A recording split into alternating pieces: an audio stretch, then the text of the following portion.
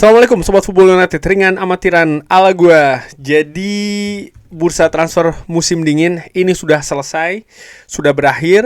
Manchester United tanpa, atau kalau kita berbicara terkait dengan tim utama ya, karena kalau berbicara terkait dengan pemain muda, tim akademi, ada beberapa situasi, misalnya pemain yang dipinjamkan, tapi gue ingin fokus ke pemain di tim utama Manchester United. Ternyata tidak ada pergerakan. Jadi setelah gue ikuti, setelah gue nantikan juga ya kira-kira akan seperti apa ini, karena beberapa waktu yang lalu, beberapa hari atau beberapa pekan yang lalu sempat ada kabar pemain yang dirahasiakan ya kan, pemain tengah nih. Ada Loftus-Cheek kabarnya, ataukah Wilfred Ndidi, atau beberapa nama lainnya. Ruben Neves juga sering disebutkan di sana. Conor Gallagher juga di awal-awal itu juga disebutkan, tapi setelah ditutupnya bursa transfer musim dingin di bulan Januari, lebih tepatnya itu ditutup tanggal 2 Februari jam 7 malam waktu UK, waktu Inggris. Tidak ada pemain Manchester United ataupun tidak ada pemain tambahan ya bagi Manchester United. Tapi yang menarik juga di sisi lain, tidak ada pemain yang cabut. Pemain seperti Kobbie Mainoo yang dikabarkan ya sebelumnya ya kan bersama dengan Ruben Amorim, dengan menit bermain yang sedikit, dia ingin bisa mendapatkan menit bermain yang tinggi untuk terus menjaga peluang tampil di Piala Dunia bersama dengan tim nasional Inggris. Lalu ada juga Joshua Zirkzee ya, yang kabarnya juga ingin keluar dari Manchester United. Ada beberapa klub yang berminat dari Italia. Yang terakhir yang sangat-sangat berminat dikabarkan adalah AS Roma. Tapi sampai dengan ditutupnya bursa transfer ini juga tidak ada pergerakan keluar dari para pemain Manchester United. Artinya Michael Carrick memiliki pemain yang sama seperti ketika dia masuk sebagai interim head coach Manchester United. Dia tidak memiliki pemain baru, dia juga tidak kehilangan pemain dari yang sekarang ini. Nah, ini bagaimana? Menurut gua ya ini berarti memang manajemen Manchester United berusaha betul untuk disiplin. Ada beberapa poin, misalnya nomor 1, mereka berusaha untuk disiplin. Mereka berusaha untuk sesuai dengan yang direncanakan, yaitu tidak ada pergerakan di bursa transfer bulan Januari. Walaupun sebenarnya ini juga tidak 100% betul juga gitu ya, karena kita tahu misalnya di bulan Desember kemarin ketika ada peluang untuk mendatangkan Semenyo, manajemen sempat ya kan menjajaki, sempat melakukan proses walaupun akhirnya mereka gagal. Nah, dari situ nomor 1 tadi gue katakan mereka disiplin. Nomor 2, sebenarnya mereka juga melihat peluang, menurut gue, peluang untuk mendatangkan pemain. Peluang untuk mendatangkan pemain yang seperti apa? Pemain yang bisa memberikan impact, baik itu secara langsung maupun juga secara jangka panjang. Ya, profilnya kurang lebih seperti Semenyo. Dan pemain-pemain seperti Semenyo ini yang memiliki impact secara langsung maupun juga secara jangka menengah ataupun jangka panjang, ini tidak banyak menurut gue. Nama-nama tadi yang disebutkan misalnya seperti kayak Loftus-Cheek ataupun juga Wilfred Ndidi, Ruben Neves termasuk juga, ataupun Conor Gallagher dikategorikan menurut gue ya, ataupun juga misalnya pemain Wolves, Joe Gomez, atau pemain yang lain yang sering juga beredar nama-namanya, dikategorikan sebagai pemain yang tidak masuk di situ gitu. Pemain yang bisa memberikan impact secara langsung jangka pendek maupun juga jangka panjang. Karena memberikan impact secara jangka pendek ini tidak mudah. Bayangkan ya, pemain baru harus masuk, dia harus cepat beradaptasi di kompetisi yang semakin ketat ini ya, tentu saja menuju akhir. Dia harus bisa beradaptasi dengan cepat, dan dia juga harus memberikan impact di atas lapangan, dan ini tidak mudah. Dan karena itulah gue kalau melihat ke belakang, misalnya pemain-pemain seperti Nemanja Vidic, Patrice Evra yang datang di musim dingin, itu pun juga tidak secara langsung ya kan, mereka juga memiliki prosesnya. Walaupun akhirnya mereka berkembang bahkan selesai sebagai legenda Manchester United. Yang luar biasa lagi siapa lagi kalau bukan Kapten Magnifico Bruno Fernandes yang datang di bulan Januari, dan setelah dia datang sampai dengan hari ini memberikan impact yang luar biasa. Di samping tentu saja masih ada pendapat miring 1, 2, 3 yang menurut gue, mohon maaf sebelumnya, pendapat yang lebih subjektif yang tidak berdasar menurut gue ya. Tapi memang itulah fakta, yang mau kayak gimana ya kan. Jadi ya Manchester United karena tidak tersedia pemain yang seperti itu, pemain yang bisa memberikan efek secara langsung maupun jangka panjang, akhirnya mereka memilih untuk tidak melakukan pergerakan. Dan faktor nomor 3, manajemen betul-betul berancang-ancang, betul-betul menyiapkan untuk bursa transfer musim panas. Menurut gue seperti itu. Jadi mereka menghimpun dalam hal ini tentu saja unsur keuangan yang lebih besar di situ untuk mereka keluarkan di bursa transfer musim panas nanti.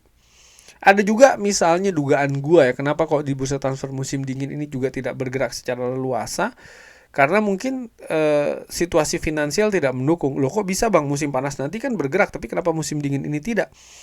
Ini ada kaitannya juga misalnya menurut gue dengan pemasukan pemain-pemain yang saat ini dipinjamkan begitu, ataupun pemain-pemain yang saat ini di Manchester United tapi tidak akan di Manchester United untuk musim depan. Ini kan baru bergerak di bursa transfer musim panas nanti gitu. Jadi secara pemasukan ataupun penghematan belum bisa didapatkan saat ini di musim dingin ini. Jadi manajemen juga memiliki keterbatasan dari sana.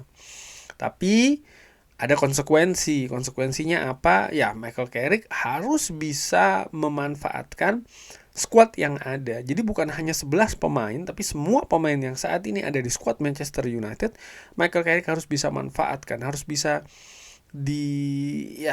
benar-benar diangkat kapasitas bermainnya sampai dengan akhir musim nanti. Gue tidak hanya berbicara 11 pemain starting 11, tidak, karena kompetisi ini masih panjang dengan persaingan yang lebih ketat, akan sengit sekali. Misalnya saat ini sudah ada Dorgu yang harus absen cukup panjang ya, dan mudah-mudahan tidak ada lagi pemain yang akan absen. Tapi bukan cuma soal masalah absen saja, misalnya ada pemain yang penampilannya drop ya, karena harus ada pemain lain yang siap untuk menggantikan. Hal-hal seperti itu menurut gue juga harus disiapkan oleh Michael Carrick.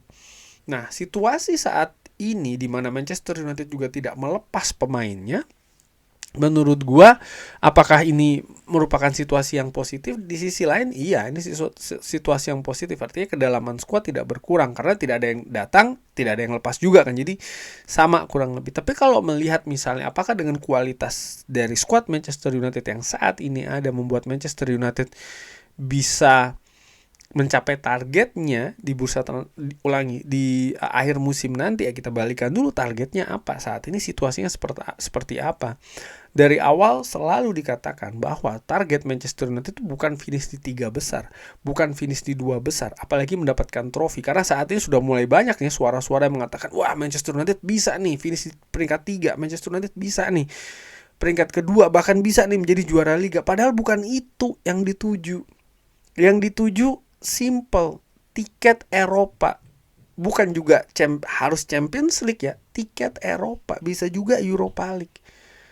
Nah saat ini Manchester United kalau kita lihat di papan klasemen ya tentu saja ini masih belum bisa dijadikan patokan 100%, tentu saja karena masih ada sekitar 14 pertandingan, itu masih banyak banget. Dengan situasi persaingan masing-masing klub juga sangat tipis-tipis menurut gua ya. Tapi saat ini Manchester United berada di peringkat keempat. Dan kalau kita lihat misalnya dari beberapa pekan sebelumnya, baik setelah Michael Carrick ini hadir ataupun Michael Carrick belum hadir, bahkan semenjak bersama atau ketika masih bersama dengan Ruben Amorim itu sendiri, pergerakan Manchester United kan tidak jauh-jauh dari zona Eropa menurut gua. Sekali lagi ya, zona Eropa. Gua nggak berbicara Liga Champions. Kalau bisa dapat Liga Champions tentu saja ini merupakan hal yang sangat positif. Tapi kan manajemen berkata pada saat itu di awal musim targetnya adalah Eropa. Titik. Dan Manchester United pergerakannya tidak jauh-jauh dari situ dengan skuad yang ada saat ini. Bahkan ya kita kalau berbicara dengan Ruben Amorim dengan sistem permainan yang rumit katakanlah seperti itu, dibandingkan dengan saat ini nampak skuad yang lebih bisa menikmati ya kan permainan dengan sistem yang baru lagi. Sekali lagi dengan situasi skuad yang sama, ternyata ada kenaikan yang sangat signifikan dari sisi permainan dan juga sisi hasil. Walaupun gue bahas juga di video sebelumnya ada banyak poin yang tetap harus diperbaiki, tapi ada semacam kayak mungkin penilaian ya dari manajemen Manchester United. Oke, dengan skuad yang ada saat ini, Manchester United diharapkan tetap bisa gitu, karena apapun yang mereka putuskan, apapun yang mereka lakukan di bursa transfer musim dingin ini, artinya tidak mendatangkan pemain dan juga tidak melepas pemain, ini kan juga dalam rangka menurut gua adalah bisa, salah satunya ya tentu saja oke, bergerak di bursa transfer musim panas, tapi juga bagaimana Manchester United bisa mendapatkan tiket Eropa untuk musim depan. Jadi ada pertimbangan ke arah sana juga sehingga diputuskan seperti ini. Kesimpulannya bagaimana? Apakah dengan hal ini gua merasa oke, maka menjadi pesimis? Enggak sih. Gua berpikir ya, seperti gua katakan tadi, Manchester United ini selalu konsisten berada di posisi-posisi untuk bersaing mendapatkan gelar, untuk bersaing mendapatkan tiket Eropa untuk musim depan. Artinya mereka punya kapasitas itu.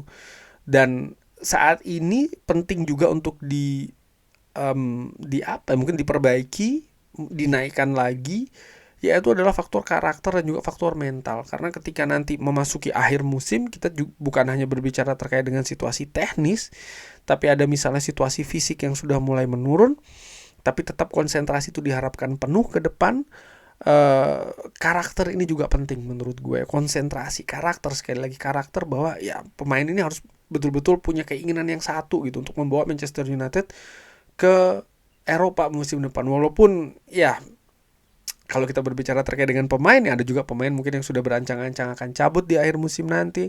Ada pemain yang juga mungkin kecewa dengan situasi saat ini. Hal-hal seperti itu tentu saja menjadi bumbu ya kan dari dinamika skuad Manchester United saat ini. Tapi gue sih tetap optimis Manchester United bisa mendapatkan tiket Eropa, walaupun kita nampaknya akan sampai akhir musim nanti ini persaingannya betul-betul ya untuk bisa menentukan dapat atau tidaknya, kurang lebih seperti itu. Tapi bagaimana menurut Sobat Football United? Seperti biasa, drop di kolom komen. Terima kasih sudah menyaksikan.